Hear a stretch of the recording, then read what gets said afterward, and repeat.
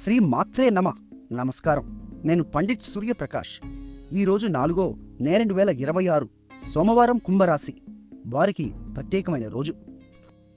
ఈరోజు చంద్రుడు అంటే మీ మనసును నడిపించే గ్రహం మీ 10వ భావంలో అంటే వృత్తి మరియు పేరు ప్రతిష్టలను సూచించే తరుణ స్థానం సంచరిస్తున్నాడు. అది కూడా జ్యేష్ఠ నక్షత్రంలో. ఇది నాయకత్వ శక్తిని ఇచ్చే నక్షత్రం. ఈ నక్షత్రానికి అధిపతి బుధుడు. కాబట్టి ఈరోజు మీ కమ్యూనికేషన్ స్కిల్స్ చాలా పదునుగా ఉంటాయి. ఆఫీస్లో మీటింగ్స్లో కానీ, ఇంటర్వ్యూల్లో కానీ, బిజినెస్ డీల్స్లో కానీ మీ మాటలకు బలం ఉంటుంది. కానీ ఒక జాగ్రత్త అవసరం. రాహువు మీ మొదటి భావంలో అంటే మీ వ్యక్తిత్వాన్ని ప్రభావితం చేసే స్థానంలో వక్రగతిలో నాడు. వక్రగతి అంటే గ్రహం వెనక్కి నడుస్తున్నట్లు కనిపించడం.